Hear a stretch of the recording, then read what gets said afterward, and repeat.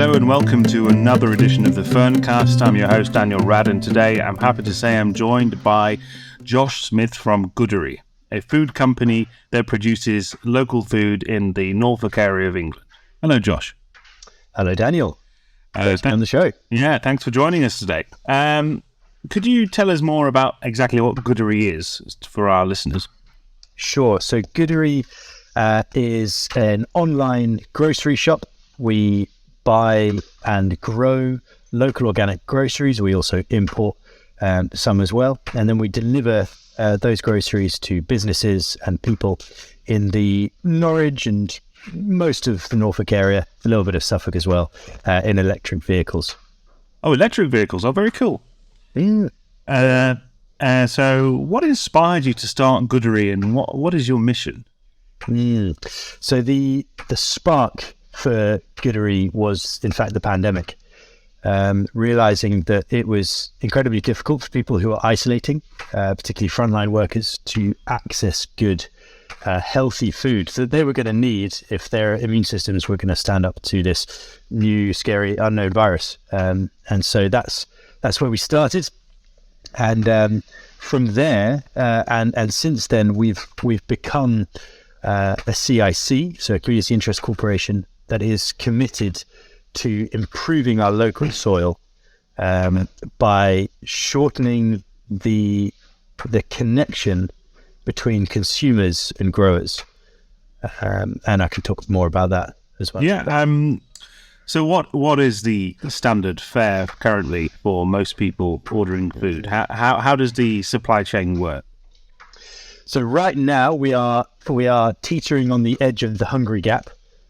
We've had a pretty poor growing winter. This winter has been very cold, and the autumn was very damp. So there's not a lot around locally. So right now we are relying, and I'm sure people will have heard in the news about and seen in the shops, the shortage of a lot of European veg. But we are quite reliant on Europe at the moment.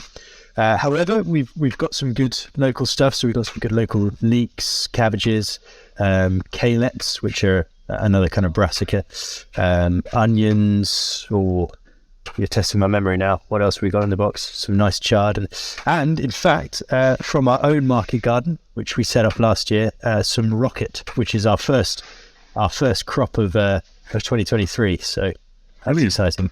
Brilliant. Okay. So you've already answered, how do you source your organic produce? Do you think there's any other points you can add to that? Yeah, absolutely. So we are not 100% local. We are 100% organic when it comes to green groceries. But it would be almost impossible to be 100% local. It would be almost impossible to be 100% UK unless people were happy to just eat turnips, as Therese Coffey would have us do. Infamous statement now. Yeah, and I sympathise with her because it's, she's harking back to a time where we did care about seasonality, and actually the hungry gap, I think, should look like an opportunity to us rather than a scary prospect. At the same time, I like to have a good portion of greens on my plate. So we instead of being purist in terms of our locality, we have a priority system. So if we can get produce, a good selection of greens, a good selection of roots, a good selection of fruiting crops from Norfolk, Suffolk, and Cambridge and Essex, then we will. If we can't get it from our local counties, we'll get it from the rest of the UK. And if we absolutely can't get it from the UK, we'll get it from Europe. Mm-hmm. How do you deliver your groceries in a sustainable way, and what are some of the challenges that you face currently? Yeah, great question. So one of the decisions we made early on to be as sustainable as possible was to invest in electric vans, and that not only cuts down on and we use renewable energy through Octopus as well. So obviously that's Octopus do a commercial one, do they? They do, yeah. So I didn't realise that until we came onto it. But there you go. Yeah. So any businesses listening who want to make a positive impact to their carbon footprint, then I think investing in renewable electricity is a great way to go. Right. And I can recommend Octopus, even though the prices have gone up. So have everybody's. So that's I guess that's one of the challenges, is expensive electricity. But and it's not just the carbon footprint. It's also, we deliver to a lot of urban areas around schools, and we didn't feel that, if we had the choice between running on a battery that's not emitting particulates or running on diesel that is, it was a no-brainer for us. And we managed to get support from some EU funding before that all finished to purchase this. So that was great. Now that EU funding's stopped, what is the options for you? We don't know. So it's a bit of a confusing time for businesses that are seeking funding, grant funding.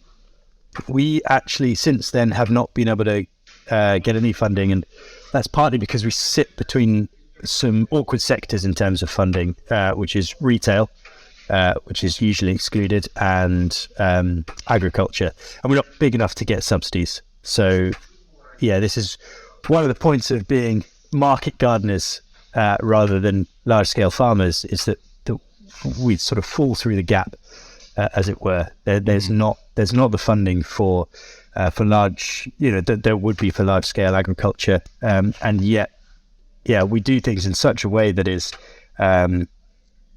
it cares for the soil. It's local to people. I'd love to see a bold government initiative that supported market gardeners as their own industry.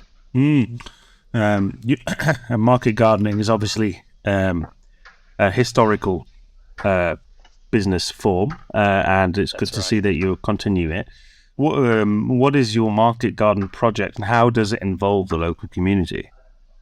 That's right. So we set up our market garden early last year, so officially on the land in April 2022. And that's been an amazing experience. A lot of our advisors, very friendly people with lots of good ideas, said this is a terrible idea. And in many ways, business speaking, they were right. It's been hugely distracting and expensive. It doesn't make money. And yet we felt that if we were going to talk about prioritizing local, about supporting the next generation of organic growers, actually access to land and capital was the big issue. So that's the big idea, really, is to create a place where new organic growers who want to get into the industry can train and gain experience of running a market garden, with that access to land and access to capital that Goodery could bring. Do you think access to land is the biggest issue for people looking to do this? Good question. So access to land strictly, no, there is land available. Knowing how to get it is one issue, but then security. So if you're not a landowner and you're given a 3, 4, 5 year lease, and you're an organic grower, and the major investment is building the soil fertility in those first 5 years, and then the landowner says, "Well, we got no more plans. We're going to build a farm shop or whatever on this bit of land." Then you've got to leave, and it's all been for all that building. It's not been for nothing. It's good stuff. It's storing carbon, but it in terms of the actual market gardener, it's a dead loss for them. It's not always the easiest, depending on the weather. Just my next question, I think, is quite a good one. How do you balance running a social enterprise with making a profit and growing your customer base? Ooh, that's a really good question. So the reason we became a social enterprise, a community interest company, was that we believed the structure reflected the philosophy of Goodery. Particularly myself and Matty, my co-director. We didn't have an exit strategy. We didn't want to grow this and sell it to Ocado. We want this to be owned by, owned. We're to put it technically, we are limited by shares, so we're owned by our shareholders, including myself and Matty. But we wanted the ownership to be the community, and therefore we felt that a CIC was the right way to go. Now that means that bringing in huge amounts of cash from investors becomes a lot harder. Ideally, it means that grant money is easier to get. Now, we haven't actually experienced that yet. So if anyone wants to get in touch and tell me how that works, please do. But we felt it was right philosophically to become that. Now, how do you balance that with a profit? Well, we like to think that the fact that we have put it out there on our legal documents that we are for the community means that people have confidence in coming to us and investing their money through their weekly veg box or whatever else they're buying, investing in the future of East Anglian agriculture through us. And they know that their money is safe with us because the assets are locked into the mission of what Goodery wants to do.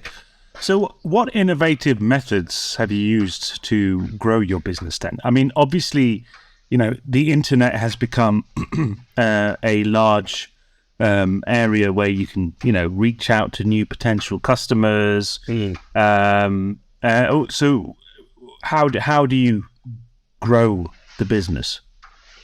Yeah, so I guess there's two strands or two answers, I think, to that. One is, we use a platform called Shopify that enables us to be quite flexible with how we portray the website and how we sell. The model of prepayments where customers don't really have to think about buying their vegetables every week means that people can relax and know that it's in good hands, that their produce is going to come every week, and it means that we're not spending time chasing people for money to make sure that the company runs. So that's one side. And then, along with that, taking advantage of social media, and not just social media in terms of how we grow, but also, door-to-door leafleting and that kind of thing. We are very much a local business, and that actually means that the advantages of tech and social media are quite limited to us. We still use them because people still use it and we want to be where people are. But actually, we don't actually need to reach globally. We love when people hear about us and get inspired by what we do, but we don't actually need that in terms of our business model. So do you think word of mouth is a significant part of how you grow? 100%. And so that's the other strand. It's actually being a good, ethical business, taking care of customers and building relationships, not just with our customers, really, truly building relationships with our customers on deliveries, bring them to events, bring them to the farm, and growing a community rather than just a customer base. And that sounds maybe a bit corny, but it's truly what we believe in.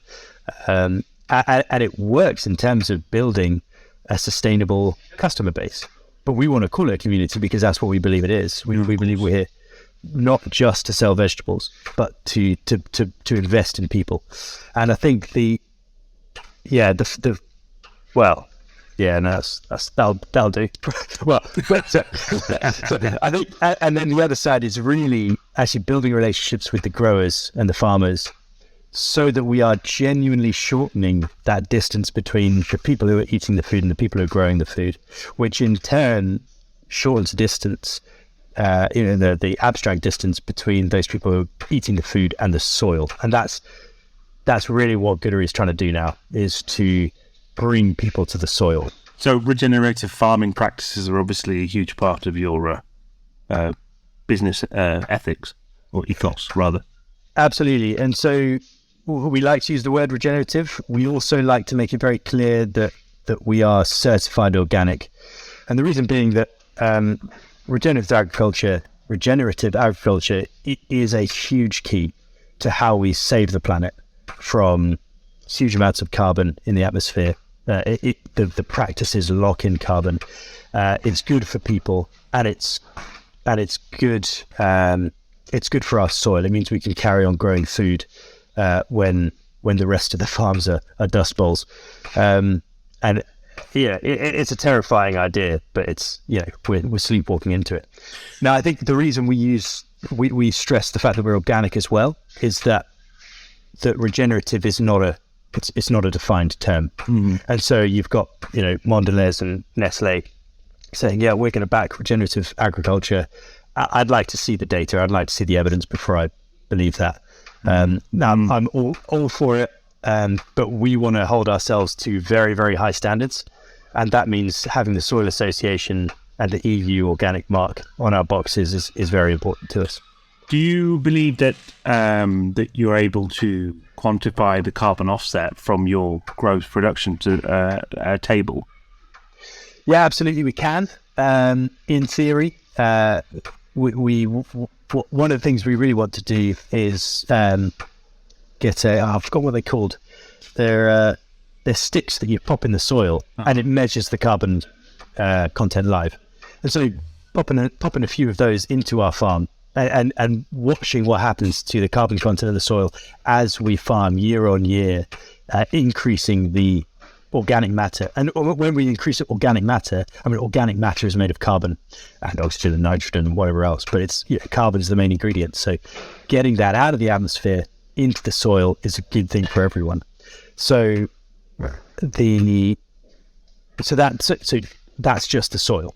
If we can measure that for us, we can measure that for other farmers, and we'd love to encourage other growers in our region to start getting data on that. And then in terms of the deliveries, picking up, making sure that these Norfolk potatoes aren't going to Edinburgh to be packed in plastic, then brought back down to your local Tesco's. Actually just going and picking them up ourselves in an electric van, bringing them back to Norwich, delivering them in an electric van. The carbon footprint of food is huge. I think for the average Briton, it constitutes a third of our carbon footprint. So if we can reduce that, I mean, it's a massive win. Do you believe that customers, or at least your customers, are a lot more observant to the fact about the carbon in their food supply chain these days? Yes and no. I think the majority of our customers balance the need to reduce carbon with the desire to increase biodiversity, to see a healthy local food ecosystem, and carbon is one part of that. I think there are some of our customers who are really into counting carbon, and they see us as a really good way of doing that. Now, I think on the flip side, people are busy. People are busier than ever. And whilst that may not be a desirable state of affairs, that's the fact of how it is. And people don't really have time to be counting up everything. So, do you think people are more conscious now about where their food's coming from? Absolutely. And I think that it's hugely, for us, it's about telling the story of where the food's coming from, because people don't really think in data. Some people do, I'm sure. But the majority of people don't think in data. They don't think in grams or kilos or tons of carbon. They think in stories. And so telling the story of the food, and there's that idea of, I think for us, it's worth stepping back and saying, okay, is the idea of this local food ecosystem consistent with what the globe needs? And so that's one of the reasons we don't say we are purist, open local only. We buy bananas from Ghana because it's a huge part of their organic bananas. You can't grow bananas in Norfolk, can you, sir? Not yet. Wait 50 years. And yeah. So and coffee. We get coffee from the tropics because it's a huge part of those places' economies. But we make sure that we're paying the right price to the right roasters, who are paying the right price to the right importers, who are paying the right price to the right growers, who are treating their staff well and not spraying pesticides on teenagers. Do you know what I mean? No. You want to make sure about the holistic kind of supply chain system. Absolutely. Yeah. And so it's not all about local. It is hugely about local where it can be, but it's also about sustainability in a much wider sense. And on fertilizers, do you use fertilizers on your market garden? We make our own. So so as part of being a veg box company, there will inevitably be food waste, and we don't like food waste. We want to use that stuff. So where we can, if it's not good enough to be sold but good enough to be eaten, we'll donate that to either the food bank or the soup kitchen. Okay. If it's not good enough to be eaten, then it goes into our compost system. And so we've got a 3-stage compost system, and we make some really nice compost. Last year we had the problem that it was way too wet, and we didn't have enough browns on it. But anyway, that's another story. We managed to fix that with some generous donations of coffee husks from the local roaster. So yeah, coffee always comes into it for me anyway. Why not? Yeah. So we make our own. We make sure that it's organic. We make sure that it's reusing the stuff that a huge part of what we do philosophically is about redemption, and it's that's redemption economically, redemption spiritually, redemption chemically, and so we want to make sure that nothing is just lost. We want it to be redeemed, and so for this food waste, that means actually growing more food. And have you come across the whole chicken waste? Not chicken waste, but chicken poo. Yeah. That seems to be a growing trend in the UK, doesn't it? Yeah, and that's under real danger actually, especially for organic growers. I mean, and I'll two reasons. So one of our growers, one of our main Norfolk growers, a guy called Graham Hughes, who's been in the game for longer than. About as long as the organic movement. I'm sure he wouldn't mind me saying. He uses chicken poop.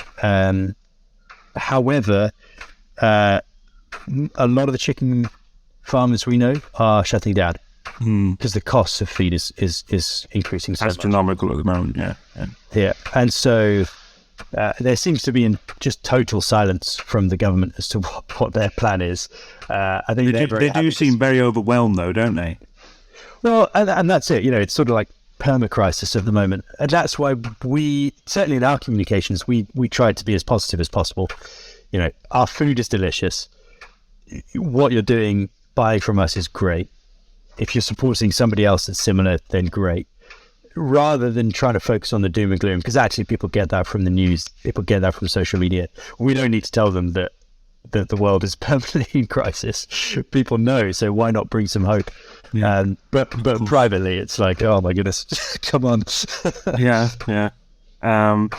Interesting. So what are your future plans for Goodery, and how do you hope to expand the impact of your project?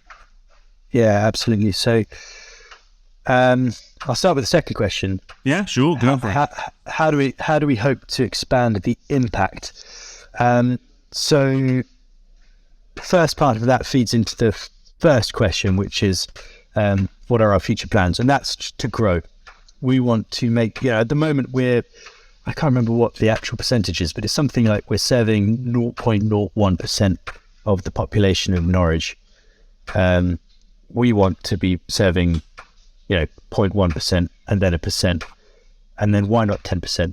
And whether that's Goodery or the wider network, there's some other great people in Norfolk doing similar things to what we do. We've got the local farmer share. We've got some other great CSAs, so community supported agriculture projects. And so as a network or just us, whatever, we want to be serving more people, and we really want to be taking down the supermarket system. Yeah. One veg box at a time, because it's not sustainable for growers, it's not sustainable for the soil, it's not sustainable for the environment and the atmosphere, and it's actually not sustainable for people in their pockets. And so the more we can grow, the more affordable we can be, and we can cut out the middlemen. Not all the middlemen, because some of the middlemen are really important and they're doing the right thing. We're a middleman. We're getting from farmers when we're supplying to people. But so that's one thing. The second is if we can be an inspiration, and that's why it's great talking to people like you, getting on the news, actually saying, right, there is a way of doing this. And that's part of what the market garden is.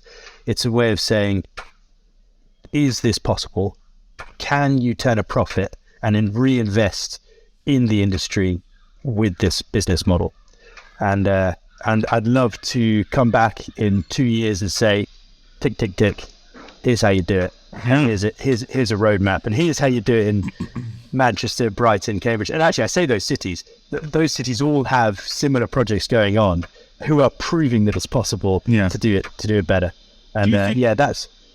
Sorry, Corian. Well, I was just going to shout out the network of a network that we're part of called the Better Food Traders. And, okay, right, go on. Yeah. Tell us more about that. So it's a network of similar projects to ours, including supported agriculture projects, sustainable supermarkets, that kind of thing in Brighton, Manchester, Glasgow. They're CICs, they're charities, they're limited businesses, but they're all trying to do roughly what we're trying to do for their own regions. And so, if you're in Cambridge, stop listening to me and go and check out Cambridge Organics. Mm-hmm. If you're in, I'm going to mess up here. If you're in Glasgow, or Edinburgh, go and check out Locavore CIC. And that's, if we can prove that this works in these big cities, and then we bring it out to the smaller cities and then to the towns, then actually I think we're going to find that the supermarkets are going to start listening up and thinking, okay, we need to change our models and actually start respecting growers.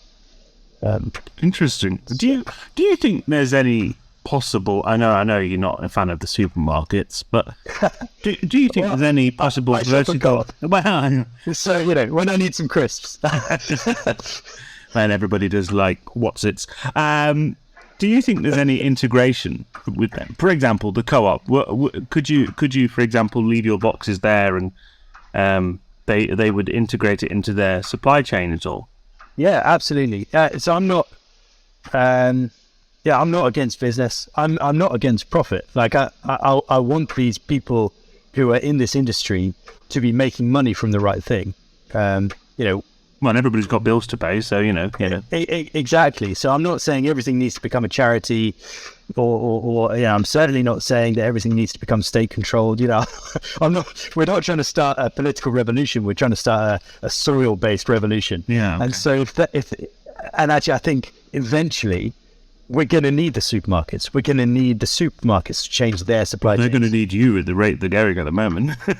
Well, and that's what we want. We want them to, great if, Tesco's have now turned around and said to their local suppliers who they snubbed for cheaper products in southern Spain, oh, can we get a few cucumbers from you now? And they're saying, well, we've either gone out of business because you screwed us over, and then they priced them out. Yeah, and so that's why I'm not a fan of the supermarkets, is because there's a lack of long-term thinking, both for their communities, for the sustainability of their agriculture, and people are struggling to. There are people who are struggling to afford to eat, and it's easy for me to come on here and say, buy a veg box. And it's like, well, it's more expensive than going to Aldi, but eventually that system's not going to work if the soil's not producing what it needs to produce. Do you think that potentially, like you mentioned, Aldi, and that's one of the discount supermarkets in the UK along with Lidl, and they're pretty big across Europe. Do you think, for example, if your project or projects like yours would scale up, that you could become price competitive even with the organic food? I'd love to think so. I mean, I'm not an economist, so I'm very much focused on Norwich. But generally in the industry, is it? But I think, I don't see why not. Do you know what I mean? Like, if we're, they've got a major system, and actually, it's a controversial thing to say, but I've got a bit of respect for Aldi. Their profit margins last year were, I think, 0.03 or 0.3% or something like that. Compare that to Tesco's, who made a 3.3 billion. Waitrose. Yeah, exactly. And again, not anti-profit, but it's clear that the reason that Aldi are able to be so discount compared to the other supermarkets, I'm not saying that their supply chains are all sustainable and all that, but actually one of the reasons they're much cheaper than, say, Tesco's is because they're making less profit and they're paying less to their shareholders. And I think their shareholders understand. Are they not private companies, though, Aldi? They're not owned by, like, some rich German family. I've got no idea. I don't know. But that's, so if you've got businesses who are, and this comes to the food affordability thing, more to the sustainability thing, right? Because I don't know much about Aldi's supply chains. What I do know is that they've got an organic supply chain. And, I think power to them. More of that. It'd be great if they didn't have to wrap everything in plastic. It'd be great if the miles weren't so great. Yeah. And so that's why I'd say, if you've got the choice, if you can afford it, find your local veg box company, find your local CSA, and invest in your local food ecosystem. Because even Aldi, who are doing their best to bring the prices down, actually aren't looking after the local food ecosystem, and that's our focus. How do you collaborate with other local businesses and organisations to promote rural innovation?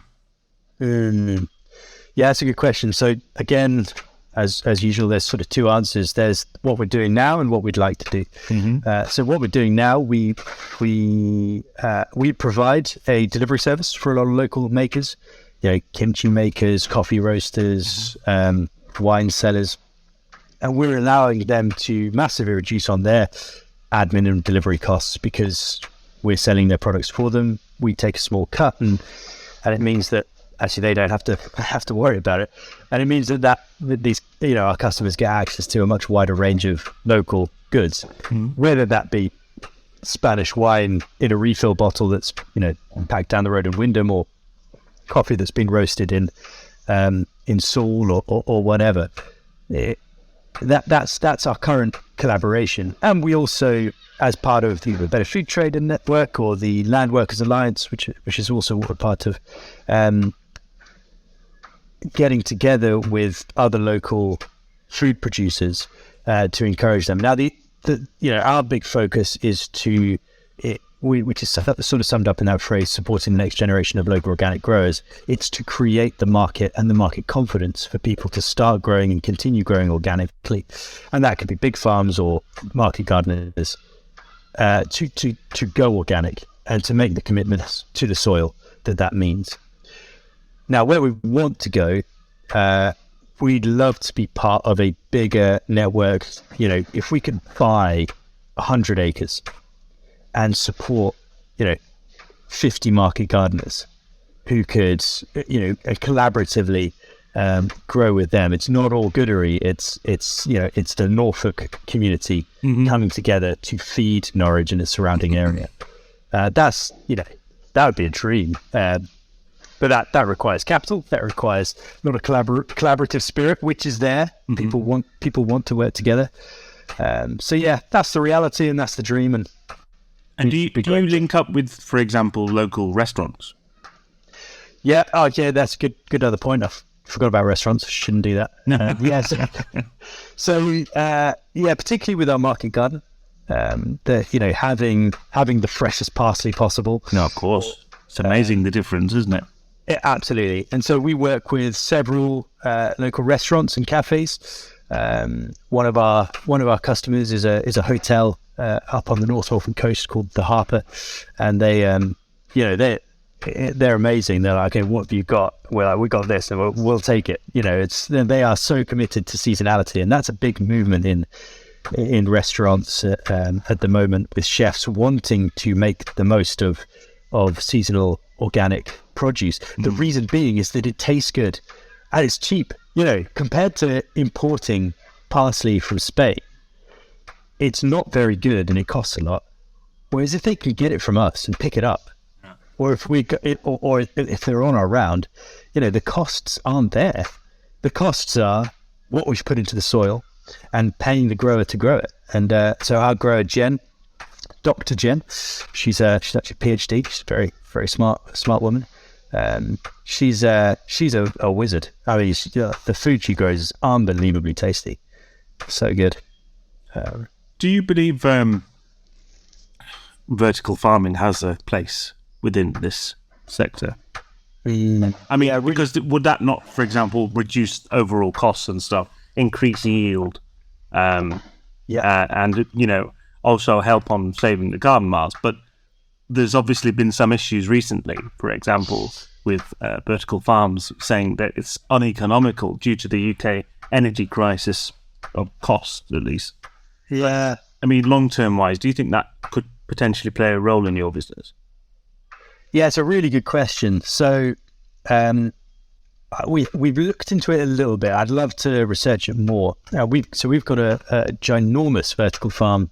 I think it's the biggest in the UK, and I think outside the Netherlands, the biggest in Europe or something like that. Just south of Norfolk, called Crown Point something. Anyway, ginormous, and always loads of Dutch people coming and fixing bits of it. So I think it's hard to say no, especially with sort of the George Monbiot vision of, wild spaces and intense agriculture spaces. Humans should confine themselves to cities and leave nature well alone. I'm actually not of that philosophy. I think if you do that, you're going to breed generations of humans who care nothing for the environment. They have no connection with it either, do they? Exactly. And so why would they want to protect it? After 3 generations of city dwellers who have nothing to do with, imagine 8 billion city dwellers suddenly looking at the rest of the world thinking, oh, look at these resources, let's go and exploit them. With no connection to nature. I think thinking from a long-term point of view and from a spiritual point of view, my own faith is Christian. I think that we are called to do gardening, from the Genesis Commission, and so and that drives a lot of what I do here at Goodery. If you separate humans and nature, you're separating a core part of what it is to be human. And so maybe I'm caricaturing George Monbiot, but for the sake... No, but he does have very, very, very, very specific stances on things which are somehow disrelated to the actual workings of rural communities. I mean... And that's it, rural communities. Yeah. And that's where it misses out. And rural communities are the key part of this. Norfolk, the Norfolk countryside used to be quite densely populated because you needed that many people to work on the land. On the land, yeah. And they've been replaced by machines and tractors and actually unprofitable farms who rely on tax subsidies. So, which is now obviously gone with the wind. Yeah. And that presents an opportunity. That presents an opportunity for landowners to think, okay, how do I make this land pay? Or why don't I turn 5 acres of this over to market gardening and growing crops that actually I can sell into my local community, cut out the supermarkets and support a local grower. And actually you start to repopulate the land, but you also at the same time, you get to grow much more biodiversity in those farms. You get to set aside patches of woodland because it's good. It's good for the soil to have birds of prey. It's good for the soil to have that greater fauna and flora. And so I see a much more integrated vision of what Norfolk could be, rather than just a wild expanse of desert and forest and marsh and a city with vertical farms. Because once you lose that land, it's gone. It takes years to replace back to growing conditions again. I've seen a bit of that up here. Land being left to. I know the term rewilding is really popular right now, but there was Richard Benyon, former head of DEFRA, Lord Benyon. He was saying today about lambs and sheep on hills in the Lake District and in Peak District. They're obviously very much carbon neutral in a sense, because you're not feeding them and they're just walking around the field. And what else are you going to do with that land? Yeah. And you might say, oh, well, let's grow trees there. And then you try and, it doesn't work. They don't take because there's not enough subsoil. It's that kind of thing. So, and it's a complex system, right? It's, in some parts it's going to work, in some parts it's not. And I think it's worth having it's that local knowledge and that historical knowledge at the same time, which is obviously always counter to what central government or urban diktats from Monbiot and co, completely miss, I would say. That's my point of view anyway. And not to completely demonize those guys. I mean, there is space for wild spaces that are purely purely wild. And there is, there are problems with our system, but I think there's so much. I'm much more optimistic about what it could be for local rural communities. Yeah. Okay. So what advice would you give to aspiring entrepreneurs who want to start a business that cares for the people and the planet? Yeah, I've been thinking about this. I think there's, you can say so much. There's great little bits of advice. Make sure your foundations are right. Don't expect to be good at this to start with. If you've got a good product, stop focusing on the product and start focusing on how to actually market it, which is something that we were very slow on. And that's partly because we needed to focus on the product, because that's what we do. It's about the soil. Yeah, it is product, isn't it? Yeah. But it's meant that we're actually smaller now than we should be, according to our business plans, and that makes it harder to then reinvest in what we want to invest in. But I think the biggest piece of advice I would say is to step back regularly. And so, if I wanted to put it in 3 words, I'd say pray about it. And for me, obviously, that's to the creator God of the universe, which is quite a nice bit of perspective to be able to draw. We definitely should do another podcast on religion and nature. I think that would be hugely popular. Yeah, I'm very up for that. Our local bishop is all into that in Norwich, as are we, obviously. But even if you don't have a faith, being able to step out of the weeds and just take a better look, and I mentioned faith because it's, for me, that's integral. And I can't really give much advice on how to do it. I suppose there's mindfulness and whatever else, and that's all good. I guess there are variations on that theme. Yeah, exactly. But just have a bit of perspective. You're not going to solve it all. You can't do everything.